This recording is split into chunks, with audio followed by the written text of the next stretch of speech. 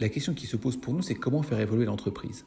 La question qu'on doit se poser dans un premier temps, c'est la notion d'évoluer. Ça veut dire quoi évoluer? On peut associer ça assez rapidement à la notion d'innovation. D'innovation parce que c'est la façon avec laquelle nous allons pouvoir nous changer. Le latin, c'est innovare, in qui est à l'intérieur et novare qui est le changement. Le changement à l'intérieur de quelque chose dans un but qui est évidemment de survivre. Cette notion d'innovation ou d'innovare n'est pas propre aux entreprises, aux organisations, elle peut être propre à l'individu. Chaque individu doit se changer à l'intérieur afin de se conformer avec son environnement pour pouvoir survivre. Eh bien, cette dimension est importante et elle est importante dans le sens où le changement ne doit ou ne peut passer que par des individus. Et c'est toute la difficulté que nous rencontrons probablement aujourd'hui avec la notion d'entreprise qui est plutôt regardée comme un collectif. On peut même regarder d'un point de vue législatif, légal. En France, par exemple, une entreprise, c'est une personne morale, ce qui, a priori, n'a pas beaucoup de sens.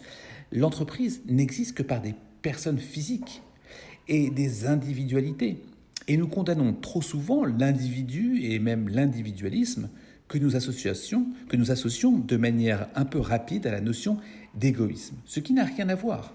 L'individualisme et l'égoïsme n'ont rien à voir. En effet, l'individualisme est à la base des sociétés. Ça n'est pas garder les choses pour soi, comme l'égoïsme va le vouloir, mais c'est plutôt développer son individualité qui est à la base des sociétés et tout un chacun va pouvoir développer ce qu'il souhaite, comment il le souhaite, où il le souhaite. Et l'ensemble des individus, l'ensemble des entreprises, l'ensemble des initiatives ou des innovations va permettre de constituer une société. À ce titre-là, elle va fortement se différencier d'approches collectivistes qui, elles, vont plutôt penser la globalité ou vont penser un tout, une forme d'unicité. La notion que l'on peut prendre évidemment chez Emerson avec l'individualisme va être donc à la base des initiatives pour pouvoir provoquer les changements à l'intérieur, les innovations.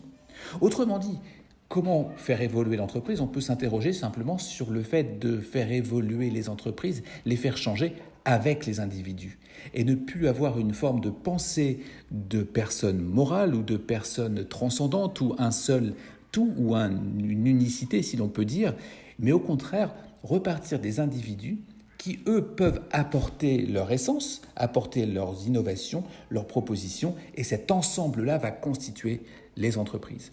C'est probablement la voie pour faire évoluer l'entreprise, c'est probablement la voie pour faire évoluer les entreprises au sens très large du terme, les organisations, et c'est à travers la confiance en soi, la possibilité de donner la confiance dans les individus que l'on peut résoudre cette question.